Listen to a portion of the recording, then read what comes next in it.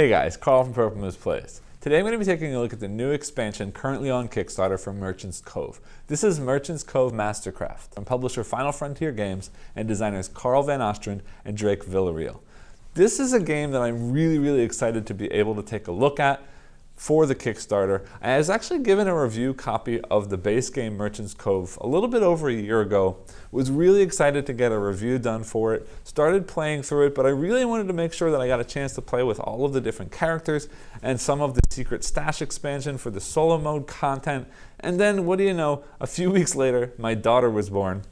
Everything got pushed to the side. I did finally come back. My channel's been up and running for a little while, but I was still working through all of the extra content in that game before I put out a review. And then what do you know? Now there's a new expansion hitting Kickstarter before I had a chance to get the review done for the base game. So I don't even have a review up for the base game yet, but I was contacted by the publisher to get a preview prototype for this game to do a little bit of coverage for this campaign, and I was really excited to dive into it. What this does mean though is this video is going to be a little bit different than most of my videos to this point, because I generally do a playthrough before my final thoughts, but because I haven't done a video for the base game yet, and I still very much am planning to do that, I'm not going to be doing a full rules explanation or playthrough of the whole game itself. Instead, what I'm going to do is I'm going to sort of do a walkthrough of the setup and how to play for each of the 4 new characters, and then I'll do a little bit of a sort of fake run through of a couple of turns just so you can see how all of the gears and mechanisms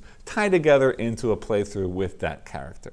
With all of that being said, I should mention before we get down to the table, this is a prototype copy, so anything that you see is prototype pieces, and this is sort of a very handmade kind of prototype, so please do not judge any of the components yet, but the mechanisms and artwork and so on should sort of be final. So let's head down to the table, see how these 4 characters play, and then I'll meet you back up here to let you know what I think.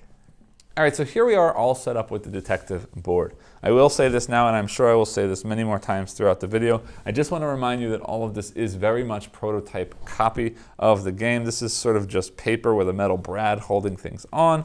These cards are kind of a little bit warping and curved because they're not final production value quality. These tokens are all just sort of card with stickers on either side. So don't allow any of the sort of quality of the components to get to you in this playthrough, but the artwork should pretty much all be final, and the mechanics or the mechanisms that we're playing through are the way that they work, so I hope that this gives you a good idea of how the game works. Also, before we get into how the game plays, to finish setup for this character, we should slide 1 card down like this, and now we're ready to get into play. So the detective is basically a card crafting set collection kind of mechanism in which you're going to be overlaying these cards, these clear cards on top of each other to build sort of different sets of color squares in order to produce goods. And I'll explain how that works as we get into the different actions that we can take on the player board. There are sort of 2 main action areas for the detective. Down here at the bottom are the 3 theorize actions, and up here is the informant action. I'm going to start by talking about these 3 theorize actions because they're sort of the main mechanism of this character. So basically, all 3 of these actions are going to be similar. The only difference is the number of actions you can take and the cost that they're going to cost you to take those actions. So this one will allow you to take 1 action for a cost of 1 time. Here are 2 actions for a cost of 1 time and a corruption. And here are 3 actions for 2 time. And what that means is you can take a number of actions based on the available actions showing down here in the corner on this time piece. So right now we've got these 3 actions available, but after we finish a turn having used one of these spots, this will rotate 1 space clockwise and we'll have a different set of 3 actions to use from that action space. So let me go ahead and explain what those are. The first action here is the connect action. It shows a card with an arrow to the right and left of it. And what this is going to let me do is it's going to let me take one of these cards here and slide it on top of another card that's already been placed down here. The next action is this here, which is the infer action, and that's going to allow me to take one of these top 3 cards and place it on one of the 3 bottom areas, something like this. And finally, the third and final action on the timepiece is the solve action. And this is sort of the meat and potatoes of this mechanism. This is how we're going to take these cards and turn them into goods to sell at the market in the sort of core gameplay of the game. And the way that works is this. Say, for example, I had placed these two cards, and then I used the solve action. What we're going to do is we're going to look at the number of spaces or number of squares of a matching color. If we have 2 spaces of a matching color, we can create a small good in that color. If we have 3 goods of a matching color, we can create a large good of that color. Now, it is worth mentioning you can't use the same square twice. So we couldn't say, for example, use these 2 to make a small and use these 3 to make a large good. It also doesn't matter where they are on the card, just so long as you have that number of squares of that matching color. You'll also see these black sort of question mark or wild spaces. What these are is if you ever have 2 of those on a card, you can take a corruption card to change that into one color of your choice to help build goods of that color.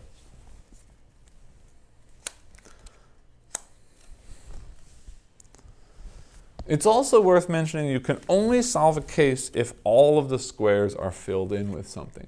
So for example, here, this space is still clear. There's nothing there. So this case, at the moment, could not be solved. There is one way, however, to get around that, and I will explain that in just a minute.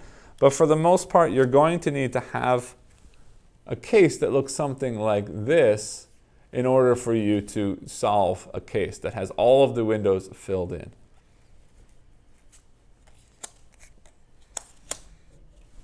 But the other action we have that's unique to this player board is this gain informant action over here.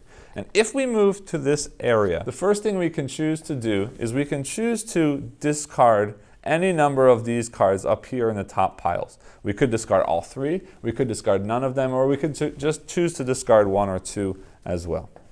And after we've done that, we are able to buy or gain one of these informant tokens down here. And the way that works is for the first informant token, you're going to need to have 2 spaces visible in these top 3 cards that match the color of the informant you want to take. So for example, here I have 2 yellow, I have more than 2 green, I have more than 2 blue. So at this point, I could take a yellow, a blue, or a green informant from the board.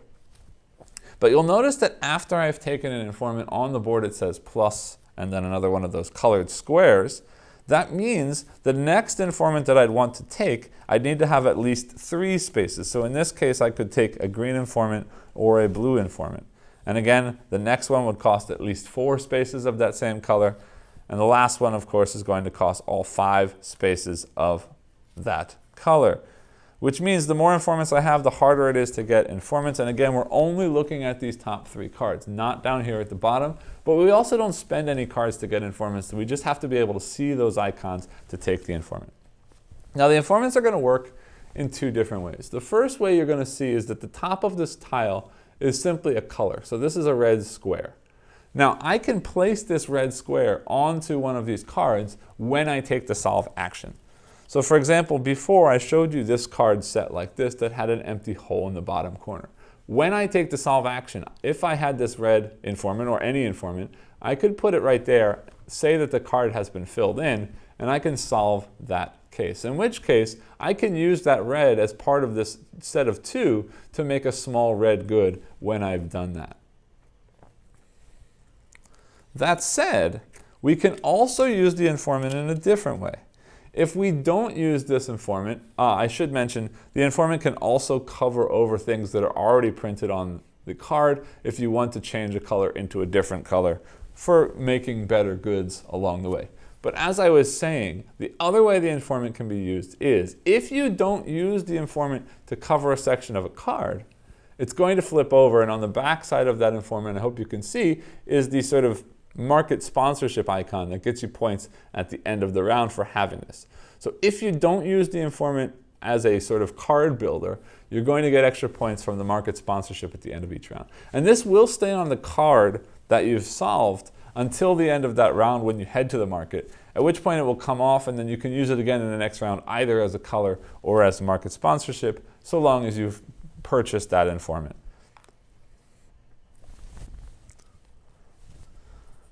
So that's basically all there is to the game. Otherwise, the gain staff and activate staff board are the same as most of the other normal characters. Let me just quickly show you that this is the staff board for the detective. There's a solve action, there's that left or right connect action, there's that down infer action, and then there's finally just a remove corruption action printed on that board. So with all that said, let me go ahead and play through a few turns just so you can see sort of how this works out. And then we'll move on to the next character. All right, so you are going to want to sort of focus mostly on these theorized actions to start layering cards, solving cases, to start building these goods, sell at market, because that's where the majority of the points come from in this game. So I might say, for example, start here with an action 1 or a theorized 1, and I might move this card over here. Now, it's worth mentioning that anytime this is emptied, we will be moving this card down to fill it at the end of the turn. So I could move this card here, knowing that this card would then come down instead of this card coming down, which is potentially something important while you're playing the game. So this card will come down at the end of my action, and also this clock will rotate 1 space clockwise. So then I might then take this 2 action. Now I can take 2 actions from this space. So I might move this one over to here. And then I might move this one down to here using those 2 actions. Again, this fills in that hole. This rotates. Then I might come back over here to this 1 action, now solving this case, which has 3 yellows and 2 reds. So I would place this down off to the side of the board. I could choose to either make 1 small yellow or 1 big yellow, depending on what I want to happen for that particular market in the game. And then those 2 reds would get me a small red good. And of course, having taken that action again, this would rotate and this card would come down. I might then come up here to this action. Say I didn't really like this card, we would discard this card up here. And then I could choose based on here, I could have 2 greens or 4 reds, so I could take either the red or green. So I might take that green informant.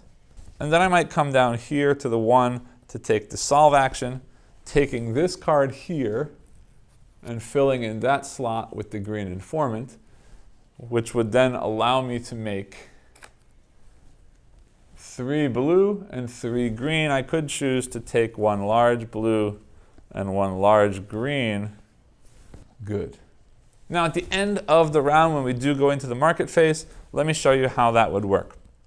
First, we can choose to sell any of the goods off of those cards. So let's say, for example, I sold this yellow good, I sold this red good, and I sold this blue good, but we're going to hold on to the green good for the following round because there wasn't really any good customers to sell that green good to. So this will come off my card. I will be able to use that again in the next round. This stack of cards will stay there because it still has a good on it, but these cards here will go back into the piles that they came from. You'll give those a good shuffle, and they get placed at the bottom of that pile that they are associated with. I did just realize at the end of the last round when I sold that good, that should have come down, so it should have been filled in, but you get the idea. And again, into the second round, you'd play it out basically the same way. All right, so here we are all set up for the Mushroom Farmer. The Mushroom Farmer is going to have this sort of hex-based tile manipulation that's kind of like the growing pattern of Takenoko, mixed with a really cool action selection kind of mechanism. So to set up, we've got the board placed here. We've got each of the market sponsorship tokens down here in each of the 4 corners face down. They will need to be activated, obviously. Down here we've got 1 of each type of soil tile, and you'll see the soil tiles, one side is just dirt, and the other side we've got some spores growing. These are all placed face down like this over here in our reserve in the compost pile. And then out on the board we've placed them out randomly, but you'll see that this ring here in the middle have all been placed with the spore side face up and a spore token placed on there. Again, this is a prototype. These will look more like these sort of spore rings that you see in all of these pictures here. But for right now, they're just wooden tokens. Also, you will see, unfortunately, one of the action tokens that I was sent is the wrong one. I'll explain what that means in just a minute, but I did have to make a change. That's just a mistake here in the prototype.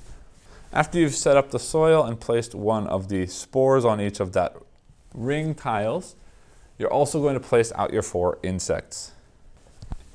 The moth will go up here, the worm over here, the snail down here, and the firefly over here. Of course, all of the goods go off to the side, and all of the extra spore tokens will go off to the side as well, with your staff board down there or off to the side, wherever you'd like it in your play area.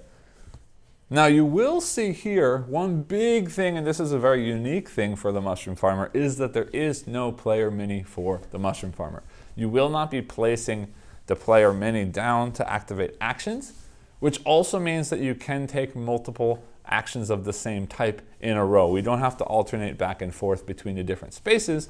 We're going to be using these action selection tiles to take our actions. And all of these actions are going to sort of dictate how one of our insects will move on a given turn. And what we're going to do is we're going to choose one of the insects, or we can choose the gain a staff or activate staff board, but I'll talk about that at the end. And what you're going to do is select one of the actions. So the 5 actions we have, all of the action information is printed here in the center, and the amount of time or corruption that it costs is printed down here in the bottom corner. So this is just going to be a simple move 2 hexes for 1 time. This is move 3 hexes for 1 time. This is move an infinite number of hexes in a single direction for 1 time. This one, that is the mistake tile I've written on there. It says swap. So you're going to swap 2 insects, and then you're going to move one of them 1 space. That costs 2 time. And then finally, this one allows you to move an insect anywhere on the board, and you're going to trigger what's called a growth cycle, and that costs 2 time. Now you will only be able to use each of these actions once before you're recalling them. And recalling them is going to be the first step you can take at any turn. But because you don't understand what that means yet, let me explain the other actions. We'll come back to that, and then we'll play through a couple of turns so you can get an idea of how this character plays. So the 4 different insects have different abilities. The snail is going to allow me to swap any tile around it, up to 4 of the tiles adjacent to the snail, with tiles down here in the compost. And what that means is any tile that comes in from the compost will always come dirt side up. So if I wanted to swap this tile with the spore, which would be a bad idea for reasons I haven't explained yet, but that spore would go away. This tile would get flipped back to its dirt side, and then I could choose any of these to replace it. Now, you are in one action able to switch up to 4 adjacent tiles in that manner, and you do them one at a time. So you could put a tile into the compost, swapping it for something else, and then immediately take that tile out of the compost to swap with a different tile for an additional of your 4 possible tiles to switch in that action. So even if you don't like 4 of the tiles in the compost, you could swap in such a way that you're sort of throwing old tiles in and then immediately pulling them back out as fresh dirt tiles to keep your sort of engine going. And you'll see how that works when we get into play. The next insect is the worm. And the worm is simply going to be moving around the board based on whatever movement you've given it. And every space that it leaves will flip from dirt side to the spore side. And instantly, as soon as something switches to a spore side, you're then going to place one of the spores on that location. So basically, the worm is tilling the garden and making it so those spores can be harvested. Because we are a mushroom farmer and we are trying to turn those spores into mushrooms to sell at market.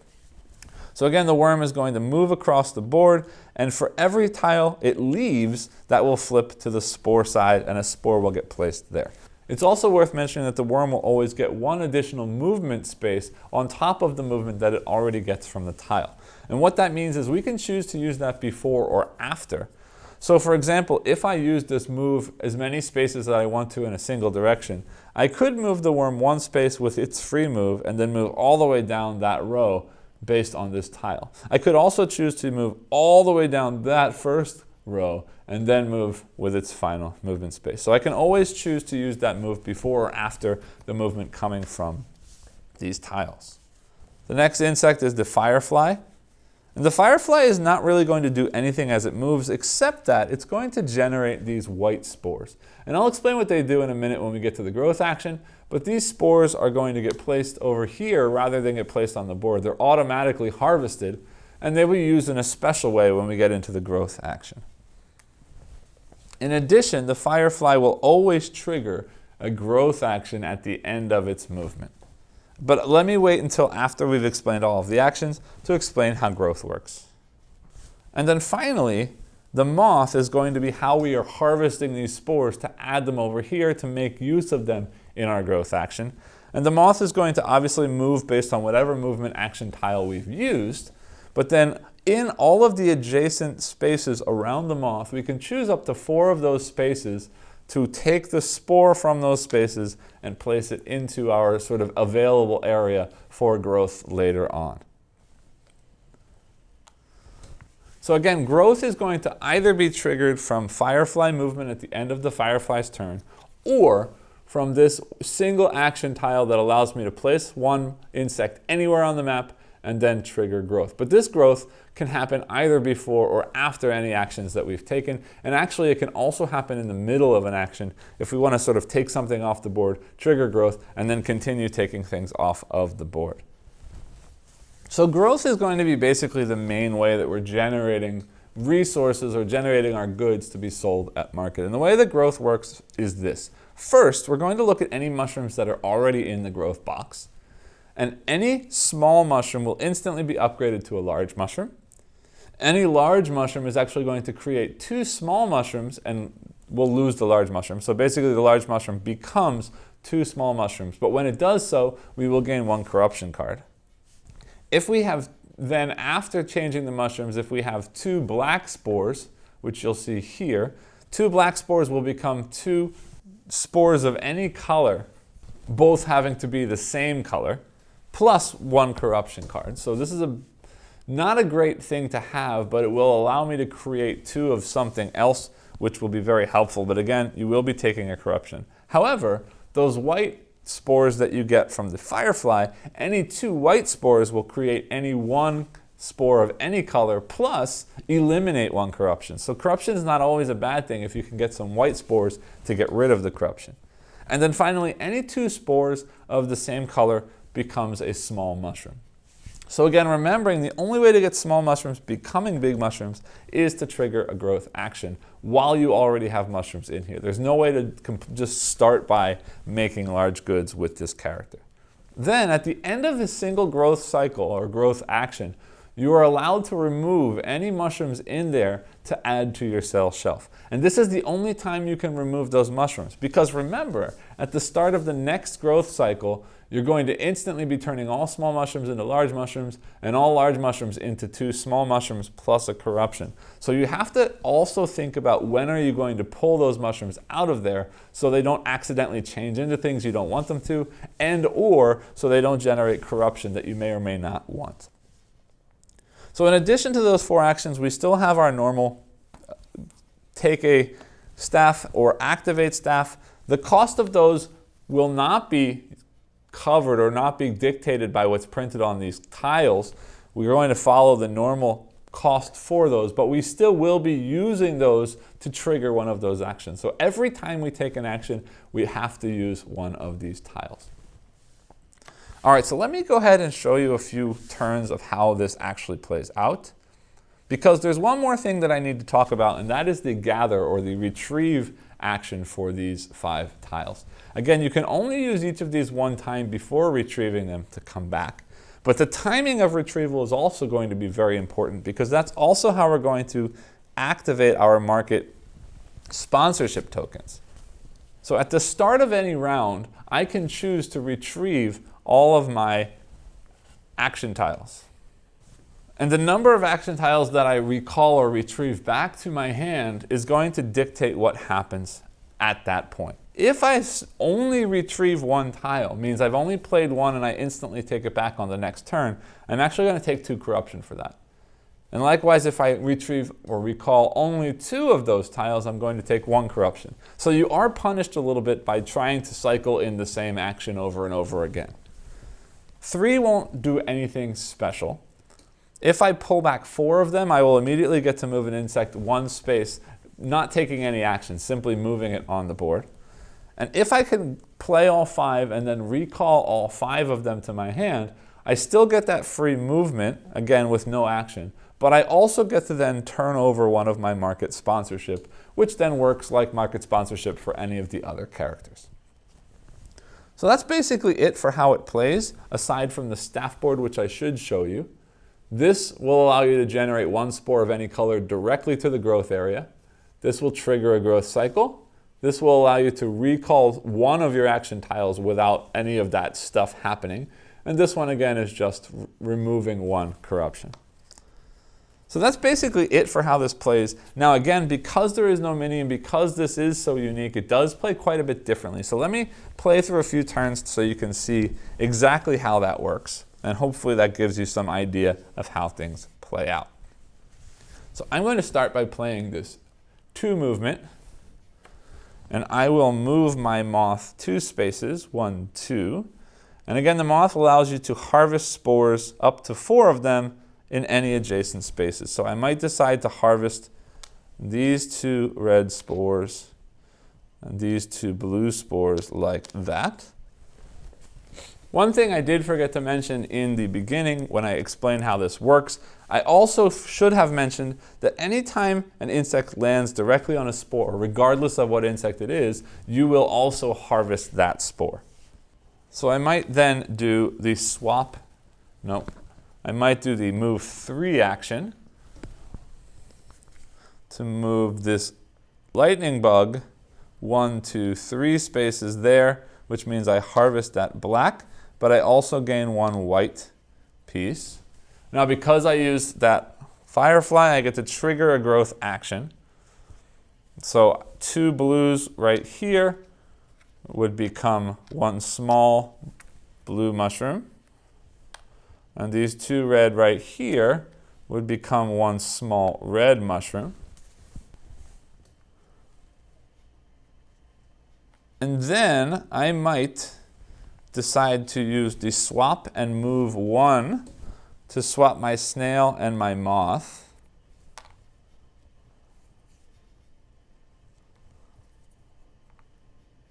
Because now the snail will till up to 4 spaces around it. So I can swap these. Again, as I swap, they flip face down. I see that I have a black one in here, so I might want to try to get a black one back out on the board. So that would go there. This blue one would flip down, and I could replace it with something that's close by, say a green, because we do have lots of greens here. And then I could take this blue and flip it and replace it again with another blue if I chose to. And then finally I might take this red one, flip it down, and let's just replace it with another red for easiness. Then I might play this move as many spaces as I want to in a straight line. Activating the worm means the worm would come here as its extra move, flip that to get a green spore, and then move here, here, here, here in a straight line, flipping all of these. Oops. And I just realized I wasn't really paying much attention because I did already have 1 black there, but that's okay. Put a green one there. Then I might choose to use this last one, which again is place anywhere and activate growth to move my moth on top of this black tile right here, taking that and then also harvesting these 2 adjacent to it, a green and a black. And now because we used that tile, we trigger growth. So that would mean first this blue mushroom becomes a large blue mushroom. This red mushroom becomes a large red mushroom. Then we would use these 2 black. We would have to take 1 corruption, but I can turn it into 2 of any single color. I know I have a lot of green out on the board, so I might choose to take 2 green. And then I might spend 2 of those green to get a small green mushroom. And at this point, I might choose to say, I'm hoping in the next growth cycle that this red will split into 2 more reds because I really want to sell small red at market. So I'm going to pull this big blue and this small green off for now. Actually, no, let's say in this case I wanted a large green, so I would leave those 2. So next round when I grow again, this will become 2 small red and this will become 1 large green. And that's what I'm hoping for the market. Now the start of my next turn, I would then recall all of my action tiles and choose to flip over, let's say, the blue sponsorship because I see there's a lot of blue in the blue guild, and so on. That would be sort of the end of that round.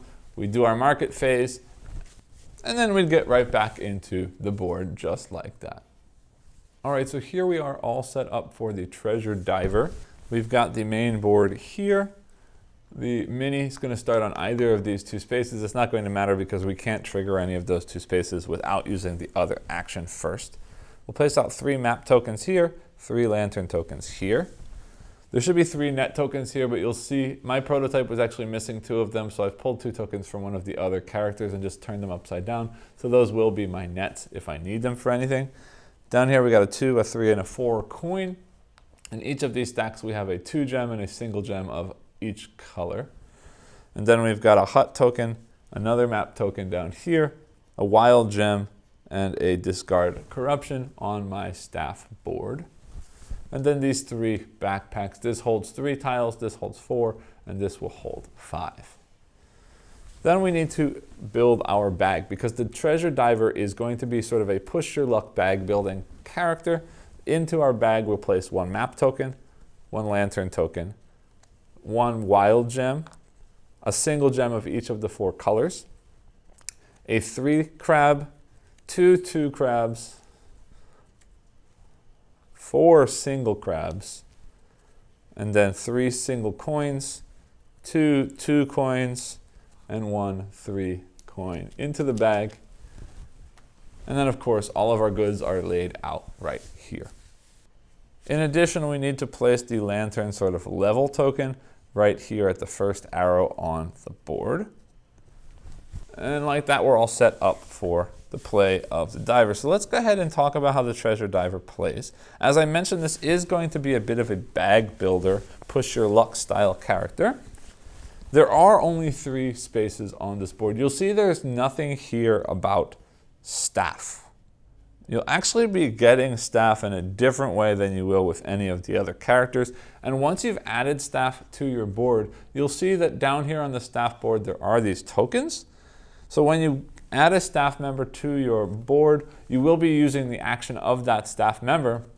You'll be taking the token from that space that you slotted into and putting that into your bag. But then otherwise the staff means nothing aside from the sort of market or guild association for end game scoring. We never will be triggering or activating this staff again with an activate staff action for the diver. So the main way that the diver plays out again is with these 3 actions. They're really 2 different separate actions because this actually is 2 separate boards. The majority of what we're doing is happening here. We're going to be diving and we're going to be searching for treasure under the water. And then using that treasure, we're either going to be adding new things to our bag or we're going to be generating goods to sell at market. So let's focus on the main sort of dive mechanism because that is sort of the main chunk of how the diver plays.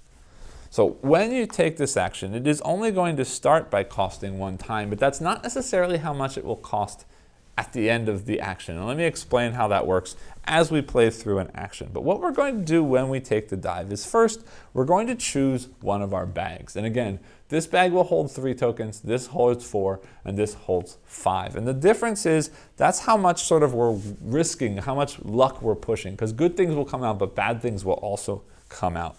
So the bigger the bag, the more likely it is we can leave with lots of stuff. But at the same time, the more likely it is that we might trigger some of the evil or deadly stuff that's coming out of there. And Once we've chosen a bag, we have to fill that bag before we can move on to do anything else in the dive. But then once we do finish that bag, we could then try pushing our luck even further and choosing one of the other 2 bags to continue diving for more treasure. So let me explain how all of this works.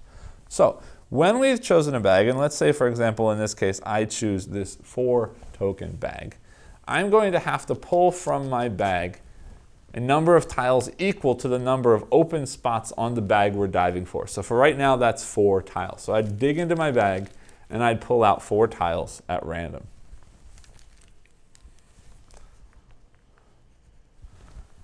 And what you see here is I pulled out 2 crab tokens, I pulled out 1 gem and 1 coin. All of the coins, or 3 coin really, but all of the coins and gems will go into my backpack.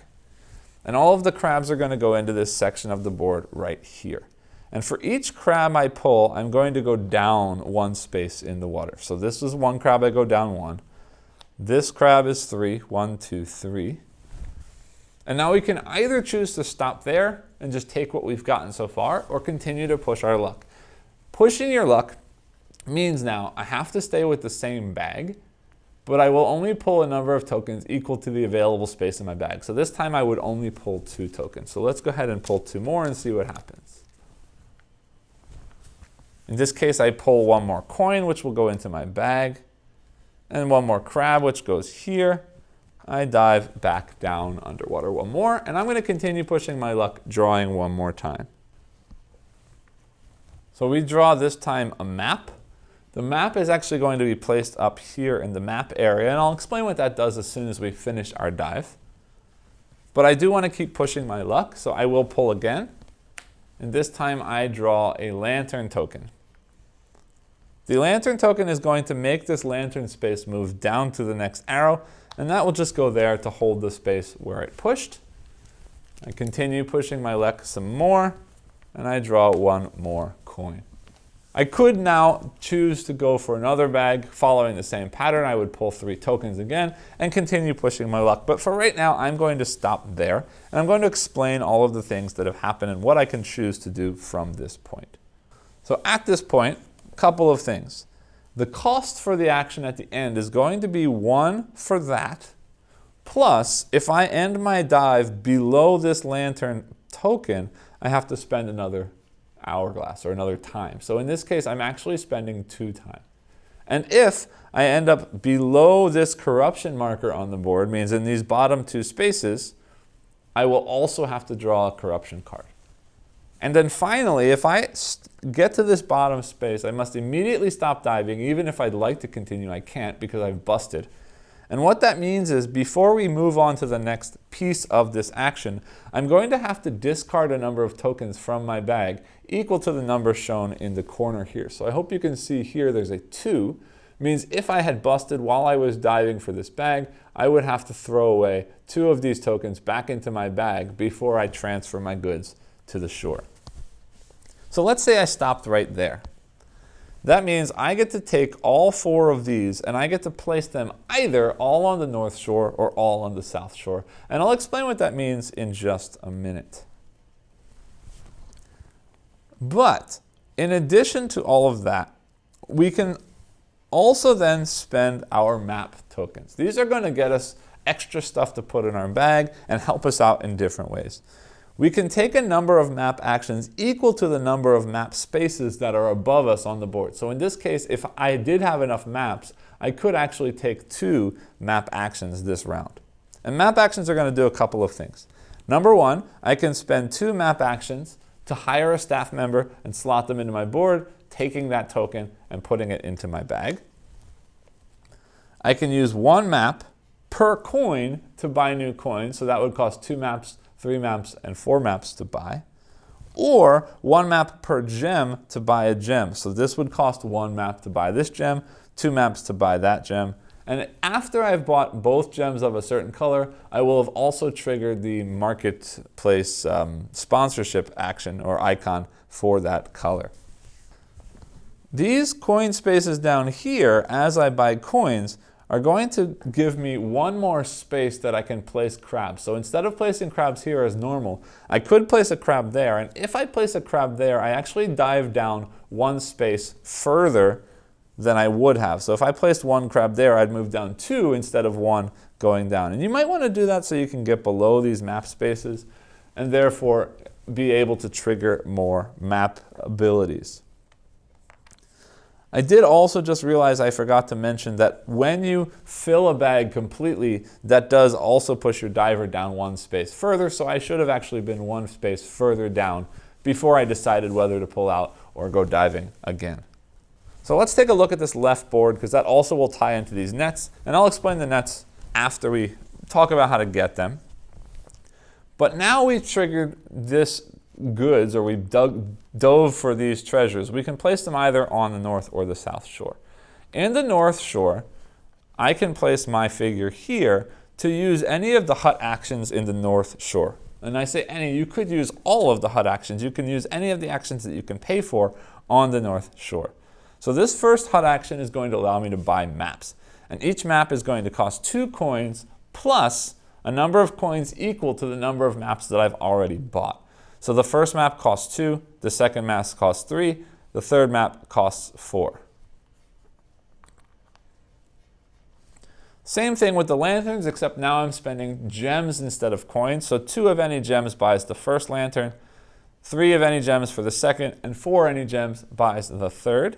Remember, maps are going to be how I get more maps here to do more of the map actions, and lanterns are going to be how I drive this further down underwater so that I can dive deeper without spending a second time. In addition, we've got these dark huts, and in the North Shore, the dark hut is going to allow me to spend 1 gem and 1 coin to buy a net, or you could also spend a coin and a gem to transfer anything from down in the South Shore to the North Shore, or vice versa from the North Shore to the South Shore. Then finally, there's the South Shore. Again, you take a number of hut actions equal to whatever you can pay for. In this case, you would again have the option to take corruption.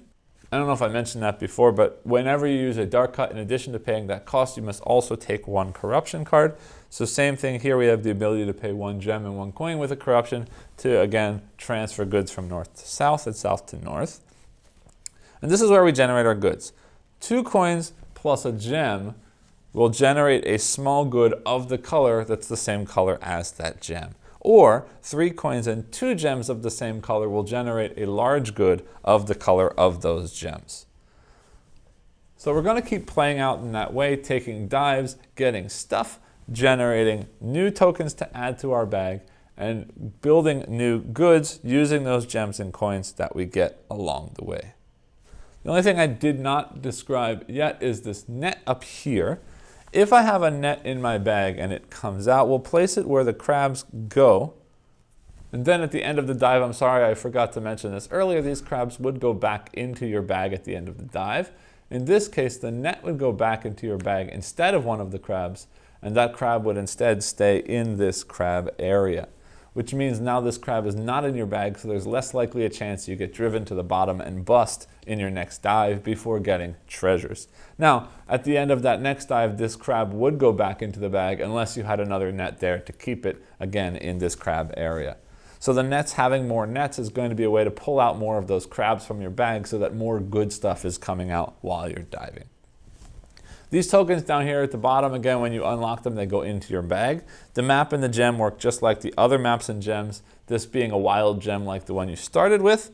The hut, whenever you have a hut in your area and you activate a hut action, one of those actions is going to be free. You won't need to pay the time. In other ways, you would have to be paying, and I didn't mention this before, 1 time for each different type of hut, non-dark hut that you're paying. Again, dark huts cost corruption. The regular huts cost 1 time each. But if you have one of these tokens there, you could spend that to pay 1 less time or get 1 free hut action. The remove corruption is going to work the same way. If you have that at your beach, when you take a hut action, you can throw it back into your bag to remove 1 corruption card. So in this case, most of the mechanism of the diver is the dive, which I've already shown you, so I don't feel the necessity like I did with the other characters to show you how a few turns play out. But basically, I would have done that dive. I would have gotten these tokens. I could place them sort of up here, and then I could have said spend 2 tokens to get a map, and put that in my bag, spend another 3 tokens to get another map, and put that in my bag. And then I would continue from there, diving. Now I have new things in my bag. Every time I spend tokens to buy goods or to buy some new tokens in my bag, those all go back into the bag. So if I've pulled out lots of treasure onto the shore, I don't want to dive again quickly before I get some of that treasure back into the bag, or I'm really only going to be pulling out crabs or other things that aren't going to help me so much. So there really is this sort of idea of putting things into your bag, when to dive, how much to push your luck. Do you want map tokens to get you more other tokens? Do you want lanterns so you can dive further without spending a lot of time? Do you want to add more coins and gems to help you build more goods and get more tokens? And it's this nice sort of puzzle of when to put tokens and when to start buying goods. But we'll talk more about that at the end when I talk about how I feel about these characters. So here we are all set up with the 4th and final character, the Pastry Chef. We've got our board here in the middle. We've got our order cards shuffled and placed off to the side. Our batter tokens. The mixing track has a token placed on the leftmost space. We've got our staff board. This is our oven track over here with these 3 tokens.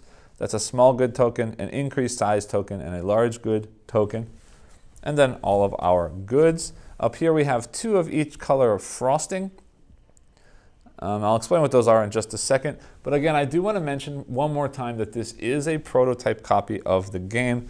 These gears are not working as well as they should. They do work, and they should work well enough for me to show you. But sometimes they slip. These sort of metal brads that are used are kind of falling apart in my copy of the prototype, but it will be enough to show you. Just know that the final version will be much better. Also, of course, with the goods, they tend to stand up in the stands in the real version of the game. So these frosting tokens would sort of attach onto the top of those when they are standing up. But for this playthrough, I don't have stands, and they don't really fit perfectly yet. So I'm just going to be laying things on top of each other. That said, let's take a look. The Pastry Chef, as you can see, is working on a gear system that sort of advances things based on the gears, but there's also this idea of a track, of moving things up the track and pulling them off at the appropriate times. So let's go ahead and take a look at the sort of layout and the way that this works, and then I'll play through a few turns so you can see exactly how it works. This one's going to be a little bit trickier to talk about because all of the different things interlock in such a way that I kind of have to talk about all of them at the same time. But basically what you're trying to do is load these batters into these gears, move the gears so that the batter moves along the spaces of the gear to trigger certain actions on those tracks, which will then place different goods onto this track and move those up in such a way that they can either not cost corruption to make, or that they will be made into large goods, or that they will also not cost corruption, and so on. So let me sort of talk through each action and how that adds to things and how that moves things. And then again, I'll play a little bit through so you can see how it all comes together. So the first 2 actions I want to talk about are these add batter actions. They both cost 1 time, but they're both going to work in a slightly different way. The first regular action allows me to add 3 of my batter, but they have to be added in this first batter slot of my track. That said, I don't get to choose where they get placed. I'm going to place up to 3 of those by taking cards, flipping them over, and placing the batter in the location where it shows.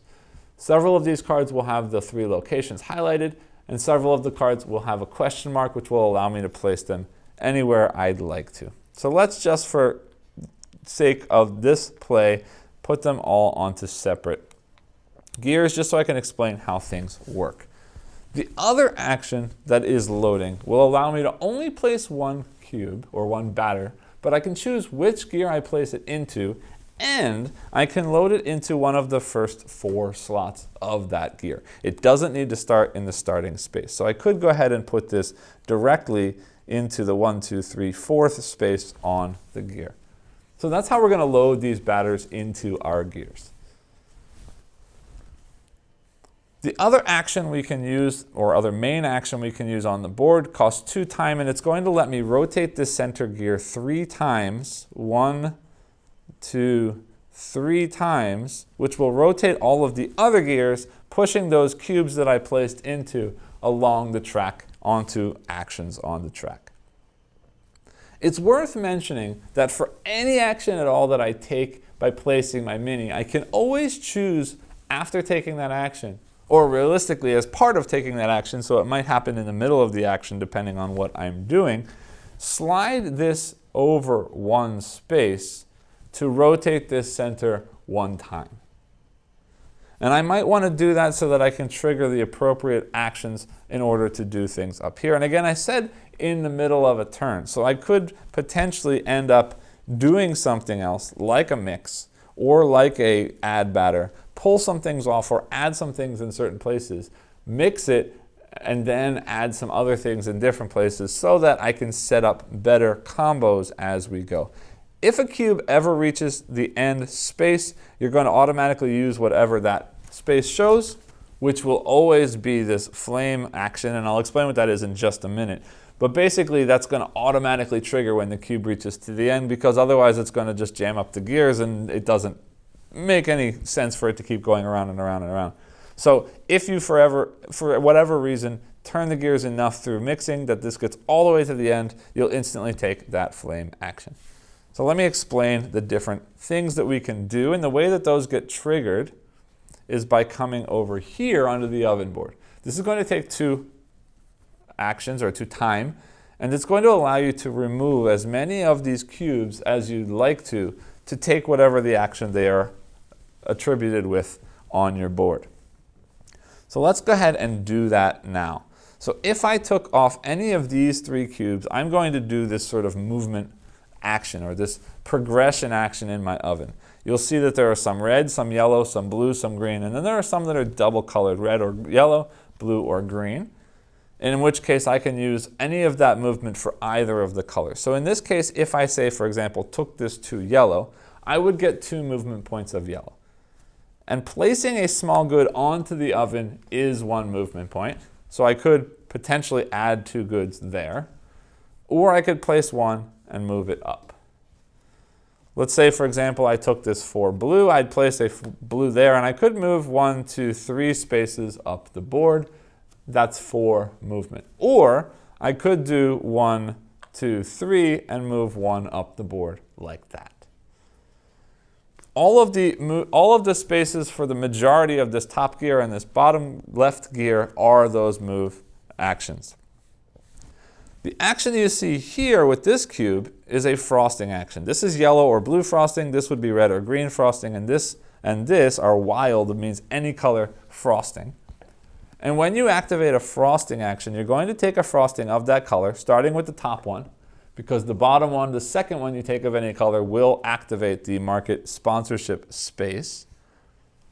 But you're going to take that frosting and you're going to put it in your oven or near your oven. During that frosting action, you can choose to take any frosting that you have here, meaning the one you just got, or any that you've already had here before, and place it on a good. The problem is, once you've placed the frosting on a good, that good can no longer move, and it will never move up the oven for whatever reason. And I'll explain why that's important in just a minute. But adding frosting to a good is going to immediately increase the cost of that good. So this would be 4. I place this, it's now worth 6. And that's 6 per customer that I sell to in the market phase later in the game. In addition, that color will add a secondary color to that good. So I could sell this to either the blue customers or the yellow customers at market. It's worth noting you can never place the same color on the matching color good just for the 2 points. It always has to go on a different color, but you can then choose to use either color plus get the 2 points bonus for every good you sell.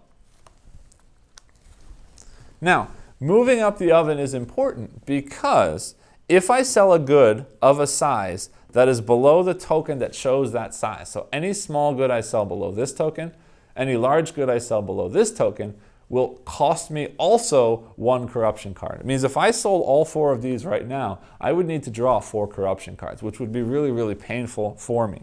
So I want to push them up beyond that spot so I don't take corruption.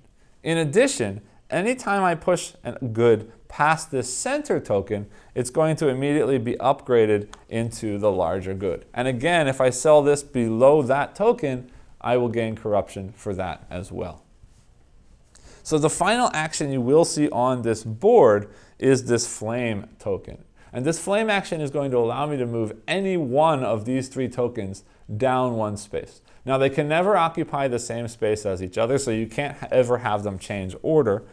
But again, pushing these 2 crates down is going to provide you less corruption when you sell things later, and pushing this one down is going to allow you to upgrade to larger items faster, which may or may not be good depending on which customer you're selling to in the market. The final space, aside from the normal staff spaces on the board, is this one here, and that's simply going to reset this mixer. I told you at the end or as part of any action that you're taking, you can always slide that to spin the mixer 1 time. But you can see here these last 3 spaces have corruption in them. Means anytime you do slide this token to activate the mix and you cover one of those corruption spaces, you will have to take corruption. So if you reset here, then you have more uses of the mixer without corruption. And also again, if you hit the end here, you can't use that anymore, so you'd have to reset anyway. So that's basically it for the Pastry Chef. Let me run through a few turns of a round, just so you can get a little bit more idea how that works. One more thing before I do that, let me show you the staff board. The staff board for the Pastry Chef here will allow me to either add 1 batter token to the batter spot on a wheel or instantly take 1 frosting. This is really, really helpful sort of late round when you want to change colors to match the sort of current state of the peers in the market. This one will let you turn the gears 2 times around. This one will allow you to take 2 batter tokens or 2 white cubes from the gears and put them or trigger their actions for wherever they are at that point. And again, this one will allow you to get rid of 1 corruption. So seeing this setup like this, I don't have a market plate in front of me, so I don't know what colors I'm aiming for. But I might, for example, come over here and load 3 ovens. So the first oven is this bottom right corner. The second oven I can load is the top oven. And the third oven I load again is the top oven. Now, in the case that you are loading the same oven twice, you're going to place the second cube 1 space further forward on the gear. Now, for whatever reason, if I say that I really want to have red or yellow based on what I see out there, I might then take this action and load in a cube. Now, I can place this cube in any of the first 4 slots, but I know that if I take a gear rotation, that's going to move 3 spaces. So I might want to judge or guess where I'm going to place it based on that. So say, for example, I want to hit this red spot, count back 1, 2, 3. I want to load it in there, because now I can take a move action or a mix action. I can rotate 3 times. And again, pardon me for this gear because it does, like I said, get stuck a little bit. But that's 1, 2, and we could go 1 more, 3. So we've got our gears there. But this should have been 1, 2, 3. Again, prototype, this will be a lot smoother, I promise you, in the final version of the game. And now we might come over to the oven like this. I can do 4 red, so I might take this red and go 1, 2, 3, 4. I might then take the 3 green or blue and 2 blue to do 5 blue, pushing 1, 2, 3, 4, 5, which switches this now to a big blue. And then I might take the yellow or blue frosting. I've already got blue. Maybe I'm aiming for big blue. I'm going to hold that because hopefully in future rounds I can push this red further up and then make it blue so it's a big blue as well. Because if I put this frosting here now, it will always be a small blue. It will never become big because it will never move again. And then continuing just like that, I might take another action to load 3 more cubes in there. oops, using the cards again, sorry. I should mention that at the end of every mix, I can choose to shuffle in as many or as few of these cards as I want to. So if I want to make sure that I'm not loading in this bottom right corner, I can leave that bottom right corner in there and shuffle those back in. So this one I would get bottom right again. The next one I would get bottom left again. And the next one is wild, I could choose, so maybe I'm putting back in bottom left. And now let's say, for example, I really want to keep putting in this bottom left. I could decide to shuffle only the bottom left and the question mark back into there, meaning next time I pull, I know for sure that I get 2 bottom lefts and my wild. So you can sort of stack the deck in a way that you can only place in the places you want to, depending on which cards you place back into that deck. So then we did that. I might then use this mix action to mix once. And then I might come over here and do that to mix 3 times. 1, 2, 3. Means 1, 2, 3. Yep, 4. 1, 2, 3. That should be there. 4, right? And now I might come back over here to the oven, use that to lower this one. Now, because I've lowered this token below that, it instantly turns into a big blue. And then we can use this 3 red and 4 red, 3 red, yellow, 4 red. I could do, say for example, 1, 2, 3, 4, and then 1, 2, 3, something like that. Although realistically, I probably would have kept one of those and put that there, so those 2 don't cause corruption, but that one would still trigger some corruption.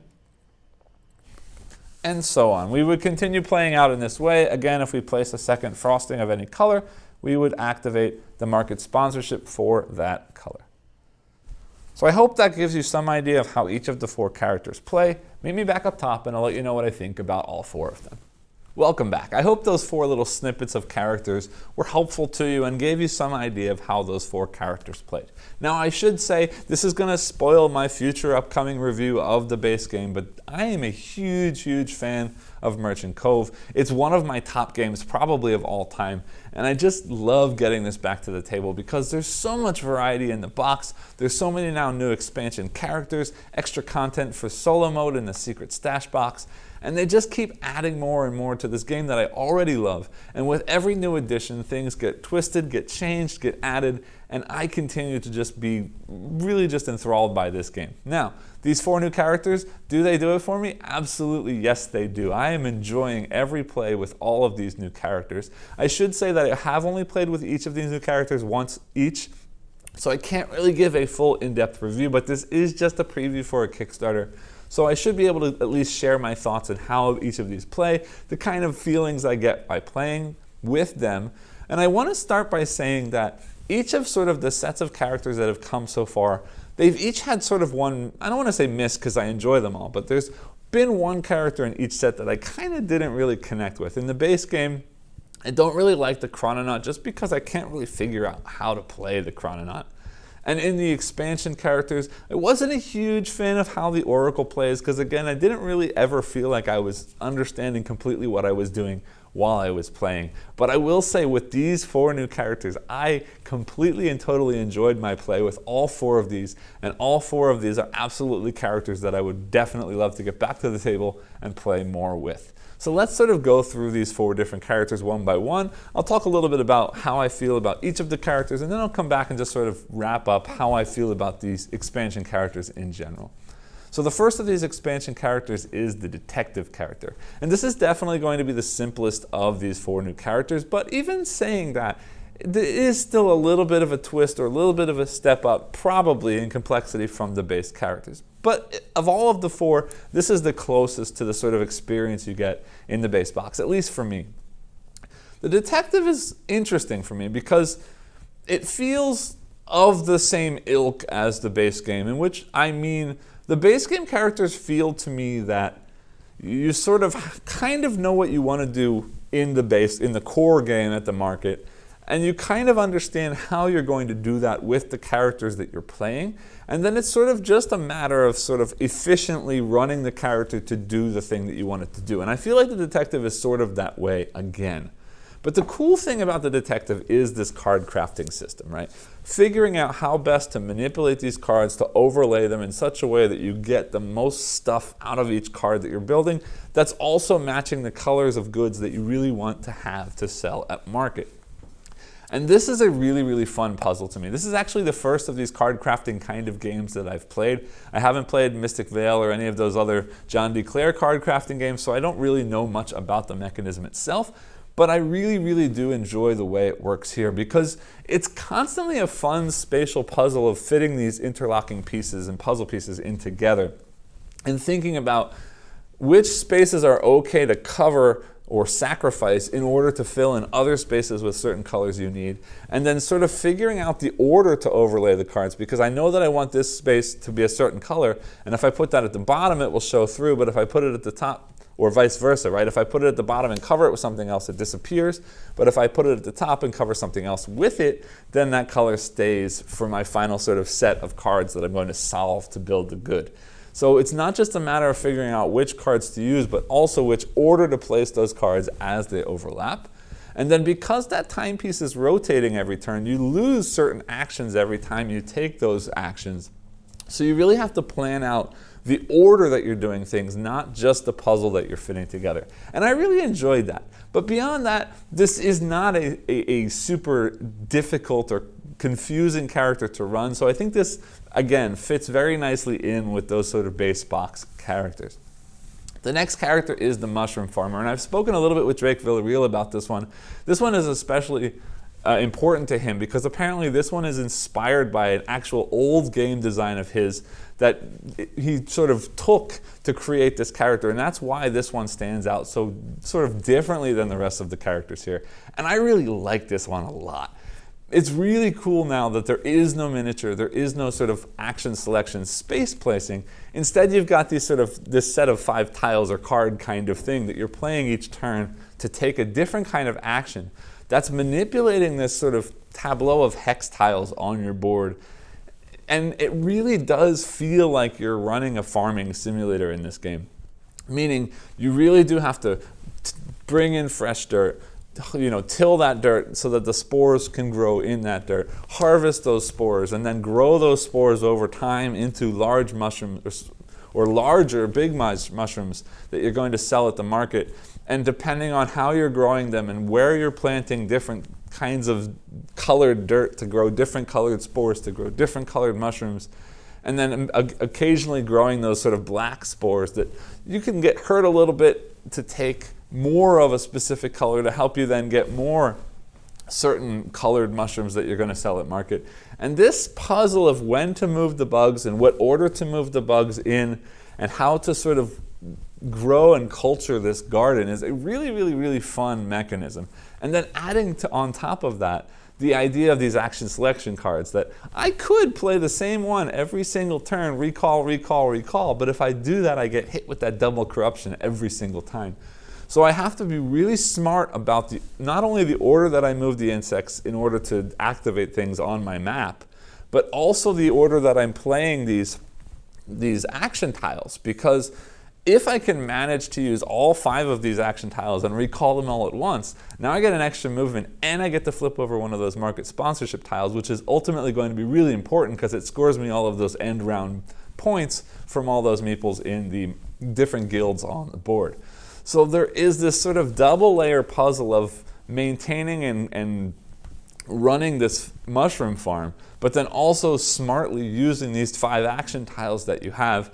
And I just have a blast with this one. It does give me vibes, and Drake said the same thing to me, it does give me vibes of that sort of takenoko feel where you're moving something around the board to interact with certain hexes at different times. But this does also feel very unique, and I really, really love this character. So then moving on to the next character, we've got the Treasure Diver. This is a bag building push your luck character. And I tend to be a huge fan of bag building games because it's a really interesting puzzle to me about what best to put into my bag in order to hope that the things that I need come out of that bag. And this one is an interesting one because sort of mechanically, it's really, really simple. There's only two basic actions. There's the dive action where you're going down and getting treasure, and then there's the island or the shore hut actions where you're either making the goods to send to market or you're adding tokens into your bag to sort of mix things up for those bag pulls later on. And the way that that works is very, very simple. But the level of sort of strategy and tactical decision that goes into this character takes it up several notches above these other characters as far as the amount of sort of thinking space that you need to go into. How much do you push your luck? How much time do you spend at that North Shore building your bag to make things better, hoping that you get more maps that you can then use to get more coins and more gems into your bag, more nets to prevent the bad stuff from coming out? How much time do you spend to build up that bag into a sort of strong, efficient engine of good stuff coming out before you sort of transition into piling out the goods to sell at market? Now, you do have to remember that Merchant's Cove plays out over 3 rounds. And at the end of every one of those rounds, we're going to market and we're selling whether or not we're ready for it. So you can't just spend the whole first round building up your bag, because then you'll go to market and get nothing. And then you're going to really have to hope that later on, in the later rounds, you're going to start pushing out a ton of stuff into the market to catch up. So you do have to kind of balance it, but you don't completely. There is still this sort of multiple paths to points here, because you also have the ability to pick up those market sponsorships by taking lots of gems. And lots of gems will eventually convert into lots of goods. So you can get a lot of points that way. And you can sort of push those lanterns all the way down so that each action you're taking is only going to cost you 1 time, in which case you can get lots of treasure, in which case you can get lots of goods. So maybe you can build a bag early in the game and then focus on making goods later in game. There's a lot going on here. It's very easy to play, but very hard to master kind of character. And I'm very excited to play more of the Treasure Diver. Now, looking at the final character, the 4th character here that I did get a chance to look at, the Pastry Chef, this is another really cool mechanism that I haven't had a chance to play with before. I know Tzolk'in has the same sort of interlocking gears. I've never gotten a chance to play that game. I would love to at some point try that.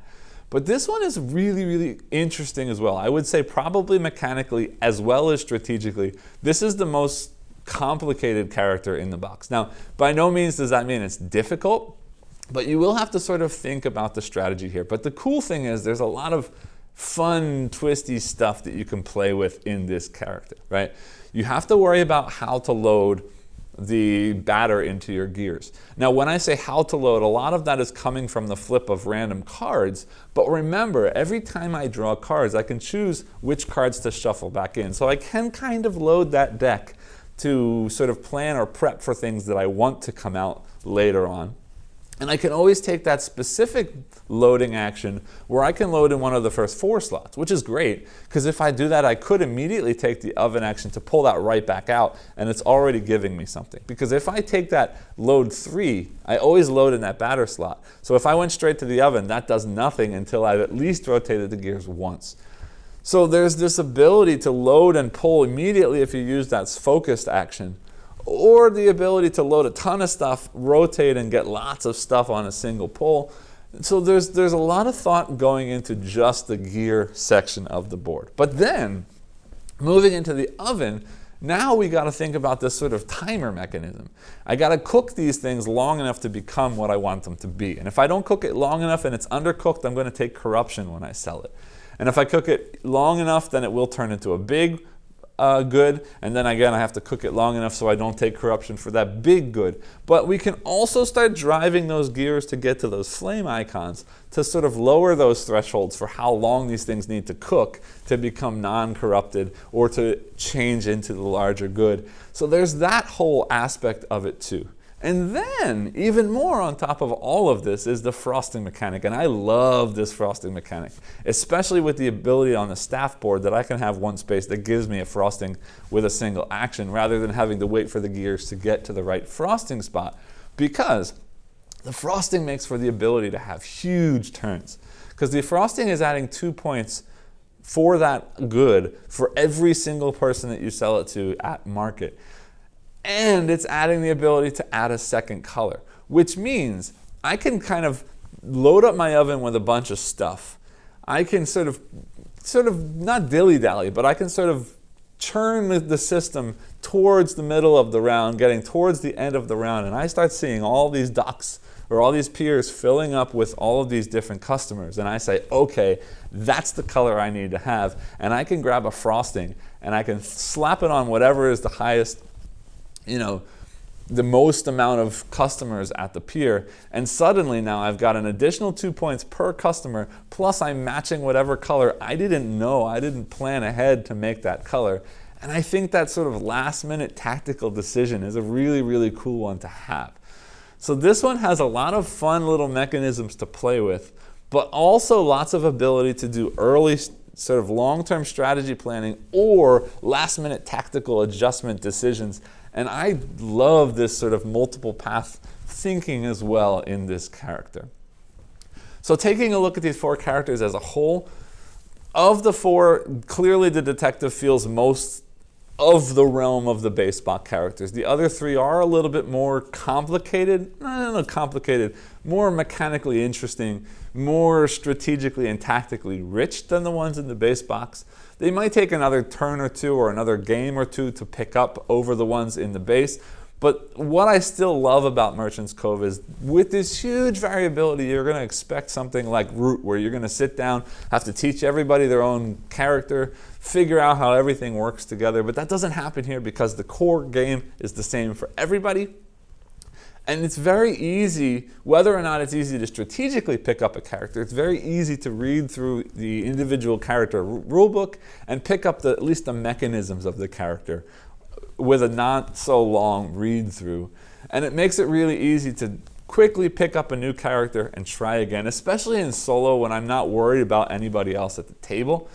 It's so much fun to be able to pick up a rulebook, read through in 15-20 minutes and understand this character. Now, when I say understand, again, that's just mechanically and not strategically. But with the depth of the strategy and the tactics here, it's still very, very interesting or exciting to me how quickly I can grok the mechanisms for each of these new characters. And also, specifically for the treasure diver and the pastry baker, but also for the other 2, or at least the mushroom farmer at least. This idea that there's sort of multiple paths to scoring the same points, because Merchant's Cove is mostly all about selling goods at market, right? So most of the base box guys and kind of the detective here are sort of, I know I need to sell this, now how do I efficiently run this engine to make those things that I want to sell? But looking at things like the mushroom farmer, looking at things like the treasure diver and the pastry chef, they give me many different sort of ways or paths that I can use to get to that efficient engine that's churning out the right colors. Or, say for example, in the case of the frosting and the pastry chef, let me do some small late minute sort of tactical decisions to switch on the fly to match the changing situation that's happening in the market. And I really, really love this. And I'm going to say this, I am a huge fan of this game. I've loved all the characters, for the most part, that I've played. And yes, you could say, do we really need any more at this point? The answer is no, but I keep being very, very happily surprised by all of the different variety and different types of characters that have been coming out for this game. So I, for one, am happy to see more. I know there's at least one more character that I haven't seen, the Johann Puck game maker character designed after Johnny Pack, that I'm really excited to try out as well. This expansion, unfortunately, in my prototype, I did only have the 4 characters just because of timing and how things worked out this time. There is that whole additional board extension with new mechanisms for the main game that I haven't had a chance to try out yet that I'm really also excited to try out. I've heard talk of new solo scenarios and possibly even a new solo AI twist as well, that I am just, yes, please give me more content for this game. I'm really, really, really excited for this. This game, as I'm recording this, is still on Kickstarter for just under 2 more weeks. I strongly recommend that if you like the base game, or even if you are excited to try out the base game, head over to the campaign and check this out for yourself. I'm very happy, and I suspect that many of you will be as well. I hope you enjoyed this video. If you did, please remember as always to like, subscribe, and hit the bell icon below, and I'll see you next time. Thanks.